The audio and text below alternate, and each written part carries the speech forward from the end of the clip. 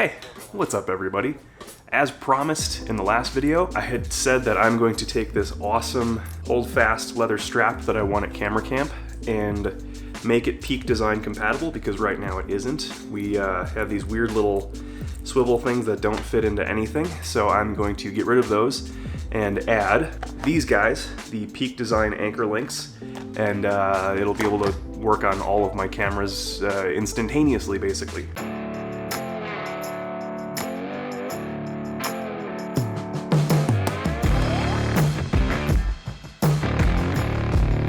So my process, my thought behind this is going to be these metal guys, remove those somehow. Now, apparently these are pretty weak. You can just pop them apart with two wrenches, but I don't want to ruin the leather.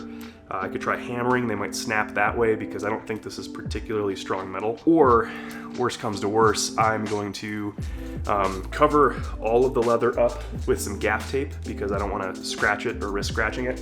And then immobilize using a clamp here to a stationary position, and use this little saw here, which I'm pretty sure is for metal. I'm not a handymanologist, I don't know. What I do know is that I watched a lot of Home Improvement when I was a kid, so I should be good. And we're just gonna saw two little pieces into here so we can remove this, and then add these little split rings. They're taped together so I don't lose them. Little split rings, key rings, so that I can add the anchor links. Should be a pretty straightforward process that should only take 8 to 10 hours. Let's see how this goes here. Hopefully this isn't a tragedy, and hopefully I don't ruin this amazing strap, because this is a great strap. I like it a lot. Okay, so sit rep here. I am gonna take these little guys right here. Basically, I'm gonna take everything that's leather and exposed, and I'm going to cover them in gaff tape so that they're immobilized but also safe. So if anything slips, I hopefully hit the gaff tape and not the leather. So that's step one. Okay, so that was a total pain.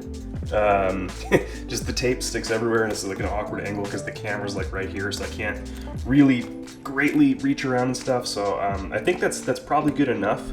I'm gonna basically figure out if I can pop this out using a hammer first, if I can just snap these metal pieces. So that'll be step number. Okay, if I'm being honest, I don't have a huge amount of faith that I'll have enough area to hit this with a hammer to snap these. I'm gonna try it anyway. I think we're gonna have to resort to sawing these off, which is gonna be a pain, but it is what it is. All right, let's see what happens. Safety first. Crossing our fingers.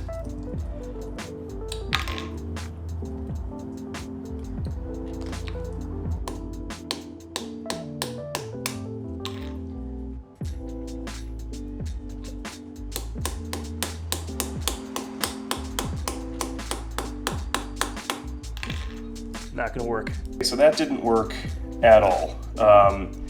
It just bent the whole thing out of place. I should have seen that coming, but whatever, we'll just go ahead and saw it instead. Okay, so I'm getting ready to saw this thing apart. Now, for any of you worried about me sawing on this part of the deck, don't be alarmed. If any damage happens, my roommate is looking to replace this whole deck in the next 5 to 10 years anyway, so it's not a big deal. Okay, let's try this.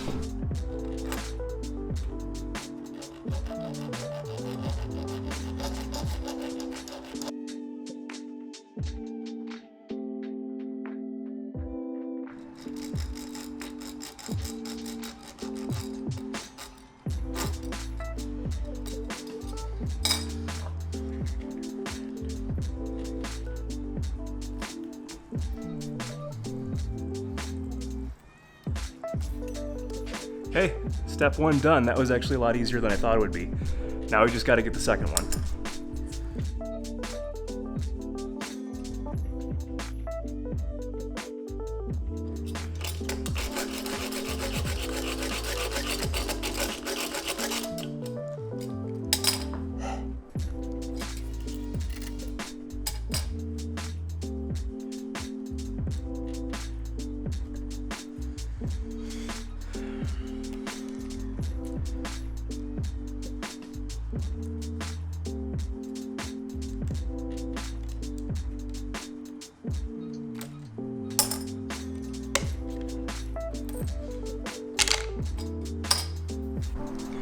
Okay, that was actually quite a bit easier than I thought it was going to be.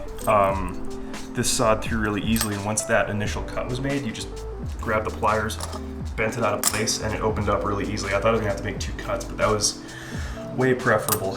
I know you guys saw me using a bare hand to hold the saw, and you know, don't do that. I eventually started using the pliers to hold the key ring in place. I was only using my bare hand because I was using such slow, minute movements that I knew it wasn't going to slip. I wasn't actually applying any pressure, but if you are applying pressure, grab some pliers or something so you don't slice off any bit of your finger, which actually wouldn't be the worst thing, because I don't know if you guys know this, but I have 2 different sized thumbs completely. So if this one lost a little bit off the top, it'd actually be even, so I'm not that bad with it. All right, let's go inside, take this tape off, and see if we can get the split rings attached. Okay, let's get this tape off here and see how we did. Cool. Okay, so you'll notice that there's a little bit of damage here because when I tried to hammer it, the link compressed this guy. I was worried about that, but after inspecting it, it looks okay. It's not anything super damaged or anything. I guess what I would have done if this did get damaged is I was just going to chop this off, remove the rivet, punch a new hole, add a new rivet, and then we'd be good to go, which is actually okay because this is a little bit long of a strap anyway, so at least I had that room to play here, but it looks fine. I mean, if it does end up, you know, being pretty damaged and wearing out, I'll just I'll chop this off and add a new rivet. So now we just got to get these little guys, these little split rings here, onto here. I think these will be big enough. I don't want too much room because I don't want it to wobble around too much. If not, I'll chop these off and add new ones. Now, the trick with these split rings that I've noticed, and this may or may not work, is I use a guitar pick to actually get in between the split ring and open it up, and it gives me some working area to pry it open, because this is a small ring and this is some pretty thick leather, so I'm really hoping that this is going to work out. If not, I will improvise. So let's see how this goes.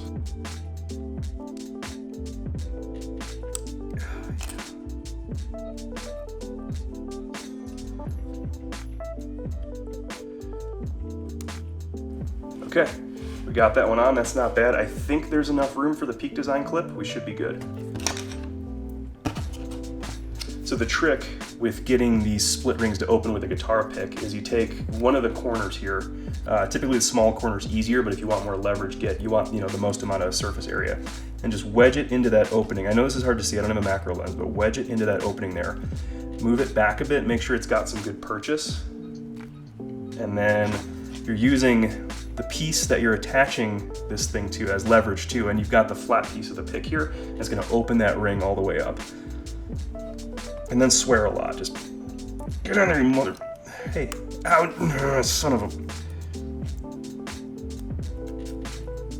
One more time. Piece of shit, stupid, frickin', god.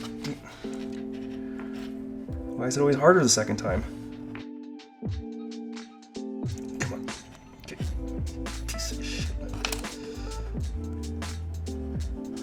Yeah, there we go.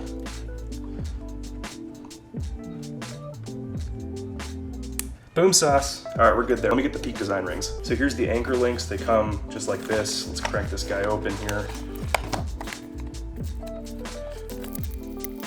Okay, so you guys have heard me talk about Peak Design a lot before. You know I'm a huge fan of the company. One nice thing that they do, they give you a bunch of these extra links here. These are great, hold on to these. You never know when you need them. They come in handy for all sorts of stuff. So here's these. I'm gonna try and attach the split ring to here. If we need to get a bigger one, I'm just gonna chop these off and get a bigger set of key rings. So let's get that going here. Oh yeah, that's gonna be plenty.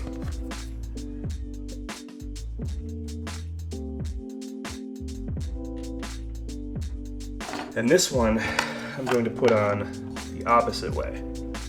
So it'll match up and it won't be twisted when I put the strap on.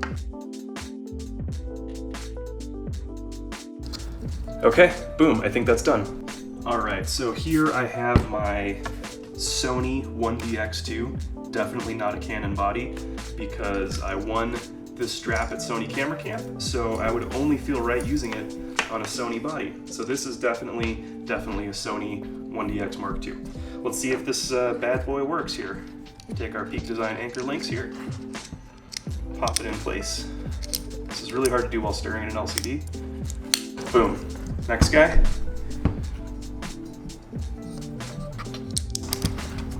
Boom, there we go.